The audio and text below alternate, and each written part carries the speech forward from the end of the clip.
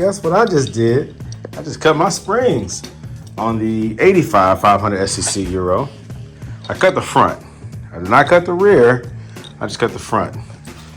And I cut it using this tool right here.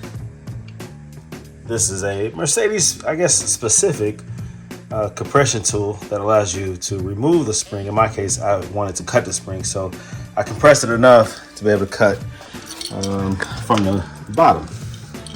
Now this is what I cut off. Everyone was saying cut like an inch. I mean, I'm sorry, not an inch, but a 1 coil. In my case, I started cutting right here, thinking, okay, just 1 coil. But I had to think about it. This is the bottom that rests on the lower collar, right? And this here, if I were to just cut this, it would only be a different stuff because this barely compresses. There's not much gap between these two. It would compress and I would only have what, like cut like an inch off? But if you guys look at my earlier videos, this 500 SEC has a lot of height, like from the tire to the fender. And this little bit right here might give me maybe 1.5 inches or so of additional or less clearance or less space, but I wanted more than that. I wanted it to be obviously lowered.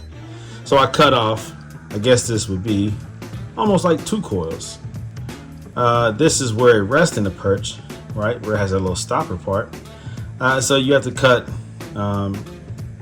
along that same line so that the remaining part of the lower coil sits right there in that perch still. So that's what I did. So instead of just cutting this much, I went extreme and I cut that much. Same thing on this side, on the other side. So the results are this. It's much lower. Now these are 19-inch wheels, and it's a little bit lower in the front than it is in the rear.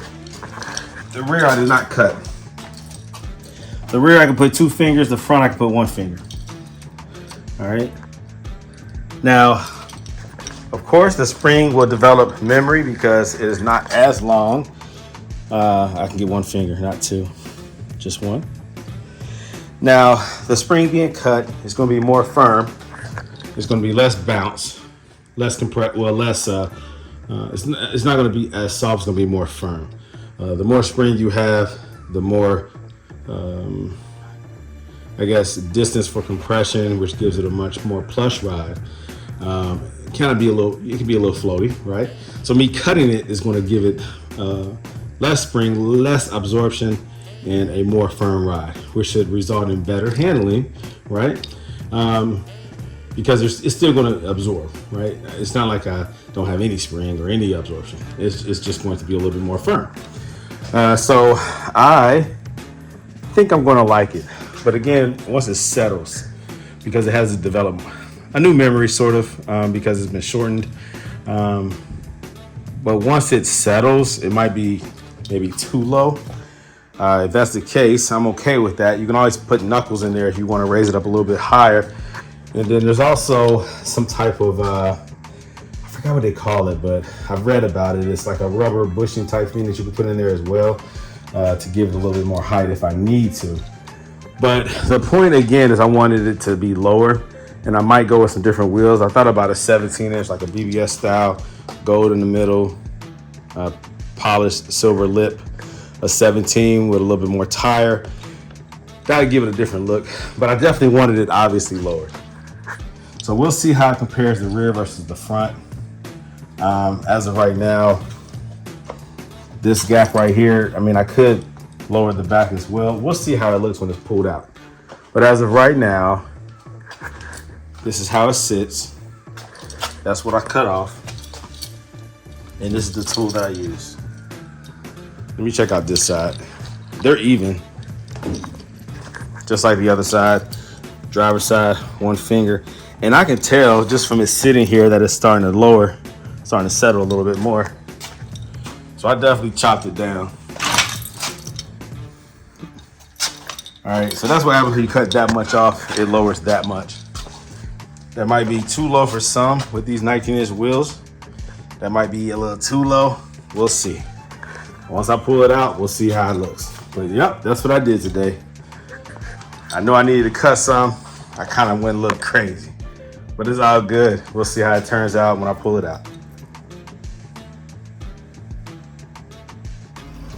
All right, so this is how it sits right now. It is lower in the front than it is in the rear. I removed the spacers in the front to tuck the front in a little bit more. I just did that.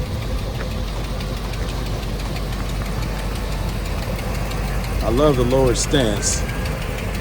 The front is perfect. The rear needs to be a little bit lower.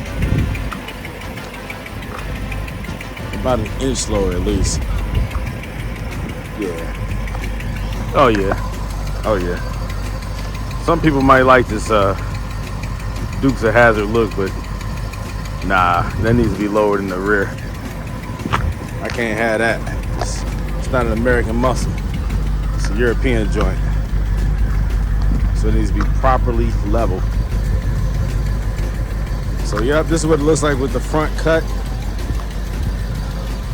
It's about 2 coils right there. The bottom coil, which I wouldn't consider a full coil, plus the second. So well, about an inch, about 1.5 to 2 coils, I would say. Like I said, that lower coil that sits on the perch is not a full, it's a full coil lengthwise, but height-wise it's not, it's compressed differently than the rest of it, of the coil itself. Much more gapping or spacing in between. So yeah, here we go. That's what it looks like. So gotta figure out how to cut the rear now. But it handles really good. Like I was just driving it and the front feels more stable, less bouncy. So once I get that rear lower, oh, it's really gonna be on point. And actually the wheels look better with the car lowered than it does sitting up high. So I'm on my way, guys. I'm on my way.